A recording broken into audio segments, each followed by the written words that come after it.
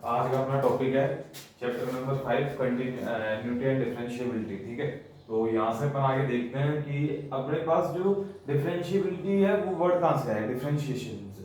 तो मतलब पूरी एक्सरसाइज में जिसमें भी अपन पढ़ेंगे, देखो कंटिन्यूटी तो आएगी केवल दो एक्सरसाइज में आएगी, कौन सी 5.1 में और लास्ट वाली जो एक्सरसाइज होगी उसके अंदर। लेकिन जो डिफरेंशिएबिलिटी है वो बीच की सारी एक्सरसाइज में से मतलब 5.2 से स्टार्ट होगी, मेरे हिसाब से 5-6 एक्सरसाइज है इसके अंदर, तो उन सब के अंदर डिफरेंशिएबिलिटी आएगी। डिफरेंशिएबिलिटी अपन पहले जो टॉपिक है ये समझते हैं डिफरेंशिएबिलिटी का, ठीक है ना। कंटिन्यूटी का समझेंगे लेकिन पहले डिफरेंशिएबिलिटी समझते हैं। तो अपन जो इंट्रोडक्शन है चैप्टर नंबर 5 का वो चालू करते हैं।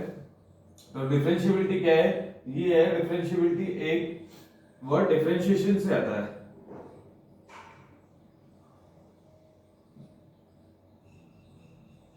ठीक है, तो डिफरेंशिएशन क्या है, डिफरेंशिएशन ये है कि किसी भी मतलब किसी भी वेरिएबल का अपन जैसे अवकलन करते हैं, ठीक है ना। मतलब क्या बोलना चाह रहा हूं मैं कि कोई भी अपन को फंक्शन दे दिया, मान लो 5x² + 2, ये अपन को फंक्शन दे दिया, ठीक है ना। अब इसका अपन को बोल दिया डिफरेंशिएशन पता करो। तो डिफरेंशिएशन को अपन केवल 3 वर्ड्स के अंदर बताए, या आपको ऐसे पूछ ले कि भाई डिफरेंशिएशन को अपन को एक्सप्रेस करो आपकी 2 वर्ड्स में 3 वर्ड्स में, तो क्या करेंगे, द रेट ऑफ चेंज। क्या है,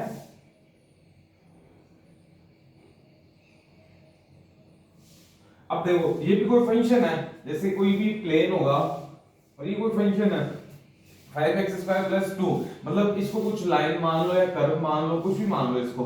तो मतलब इसमें देखो 1 पॉइंट रखेंगे तो 5 1 का स्क्वायर 1 आ गया, 5 1 जा 5 और 2 7 7 आ गया। तो यहाँ 7 लिख दोगे आप, यहाँ इसमें यहाँ वेरिएबल चेंज करोगे तो और कुछ आएगा। और जैसे अपन डिफरेंट डिफरेंट वेरिएबल पुट करते जाएंगे तो डिफरेंट डिफरेंट वैल्यूज आती जाएगी, ये अपन को कंफर्म होना चाहिए। तो इसी अकॉर्डिंग क्या बोला इसने, द रेट ऑफ चेंज, मतलब जो रेट में परिवर्तन आ रहा है। जैसे मान लो इसकी जगह अपन ने 1 रखा, 5 × 1 का होल स्क्वायर प्लस का 2, और फिर इसकी जगह 2 रख दिया अपन ने,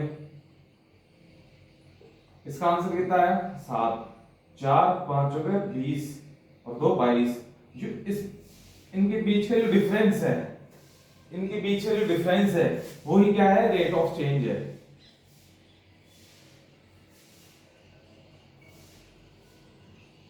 इसको अपन रेट ऑफ चेंज बोलते हैं।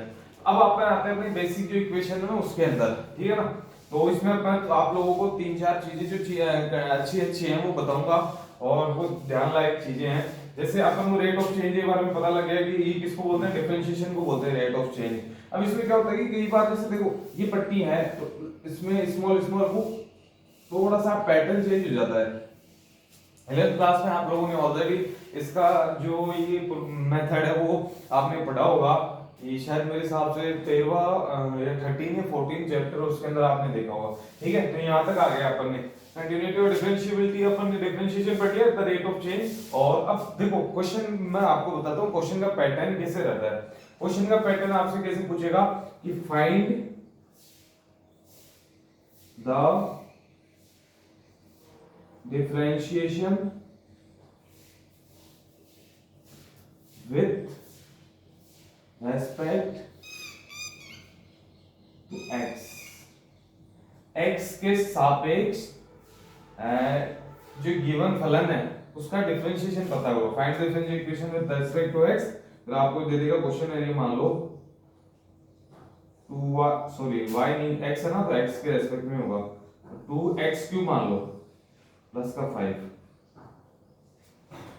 अब ये आपको दे दिया, क्या करना है इसका, आपको बोलना क्या है क्वेश्चन के अंदर कि इसका अपन को डिफरेंशिएशन पता करना है। ठीक है, डिफरेंशिएशन को मेरे हिसाब से हिंदी में समाकलन ऐसे कुछ कहते हैं। देखो हिंदी मीडियम वाले ये वीडियो देखेंगे तो उनको भी इतनी डिफिकल्टी नहीं आनी चाहिए, क्योंकि ये जो वर्ड्स है ना इनको आप पकड़ लेना और इनका जो आप हिंदी में ट्रांसलेशन करोगे उसके अकॉर्डिंग आपको सवाल पूरा आराम से समझ में आएगा। क्योंकि मैं सारा जो वीडियो है वो हिंदी में रिकॉर्ड कर रहा हूँ, इसलिए इसमें आपको कुछ प्रॉब्लम नहीं आनी चाहिए। जैसे डिफरेंशिएशन है तो ये वर्ड्स आप लोग याद कर लो, या अगली जो जैसे भी रहेगा मैं ये भी अगली बार से हिंदी में आपको साथ के साथ बता के चलूंगा, ठीक है ना। तो यहाँ तक है। अब 2x³ + 5 आ गया। अब आपको ये बोल दिया कि इसका डिफरेंशिएशन पता करो, समाकलन जिसको आप कहते हैं वो पता करना है। तो 2 × 3x² + का 5 का क्या हो गया 0, ठीक है, जिसका आंसर आ गया अपना 306x²। जो इसका डिफरेंशियल फॉर्म है ना इसकी, ये डिफरेंशियल फॉर्म होगा इस फंक्शन की, ये है। अब आप लोगों को समझ नहीं आया क्या कर दिया, तो दोबारा देखते हैं पढ़ एक बारी।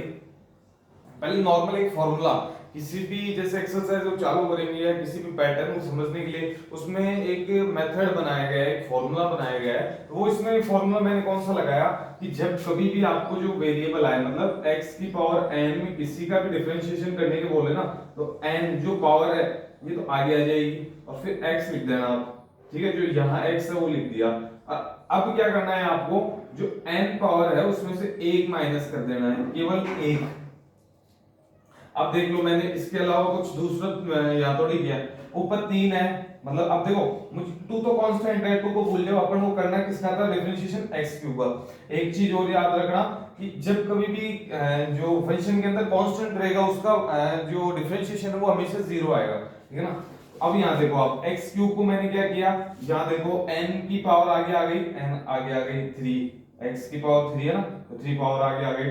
अब यहाँ मैंने देखो n कितना है 3 है, तो यहाँ 3 माइनस 1 किया तो कितना आ गया 2 आ गया, यहाँ मैंने 2 लिख दिया, ठीक है। नॉर्मल सी चीज है, ऐसा कुछ है नहीं इसके अंदर। जैसे जैसे एक्सरसाइज आगे बढ़ते जाएंगे उस हिसाब से क्वेश्चंस का पैटर्न चेंज होगा, उस हिसाब से क्वेश्चंस की लैंग्वेज चेंज होगी, उसी हिसाब से अपन का करने का तरीका भी चेंज होगा। तो नॉर्मल सी एक्सरसाइज है ये, एक्सरसाइज 5.2 से चालू है ये ऐसे क्वेश्चंस, ठीक है। अभी देखेंगे तो एक दो चीजें मैं और भी इंपॉर्टेंट रो बता देता हूँ आपको। तो एक तो फॉर्मूला आपको ये याद रखना ही है, 11 में नहीं पढ़ी डिफरेंशिएशन कोई बात नहीं, यहाँ से देख लो, यहाँ से पूरा समझ में आ जाएगा, ठीक है। तो ये याद रखना यहाँ पे x की पावर n वाला कि nx n-1, तो ठीक है, ये पैटर्न यहाँ तक आ गया। अब दूसरी कांस्टेंट, कांस्टेंट का हमेशा 0 होगा डिफरेंशिएशन, ये बात याद रखनी है। अब क्या है कि थोड़ी सी डिफरेंशिएशन में ट्रिग्नोमेट्री जब जोड़ देंगे ना अपन, तो उनके थोड़े से फॉर्मूले याद रखने पड़ेंगे। तो मैं अभी वो चीज नहीं बता रहा, कंफ्यूजिंग हो जाएगी ज्यादा, जैसे जैसे क्वेश्चन आएंगे उस अकॉर्डिंग मैं आप लोगों को हर चीज बताता जाऊंगा, ठीक है। अब आओ अपने यहाँ पर कि अब क्या करना है अपन को, अपन चालू करेंगे 5.2, क्योंकि 5.2 अब मैं डायरेक्ट यदि कंटिन्यूटी कराऊंगा आपको तो डिफिकल्ट आएगी, तो अपन पहले थोड़ी सी इसकी प्रैक्टिस करेंगे 5.2 के अंदर, फिर अपन आगे चलेंगे, ठीक है ना। देखो अब अपन करते हैं एक्सरसाइज, पहले एग्जांपल कर लो, चलो एग्जांपल कर लेते हैं।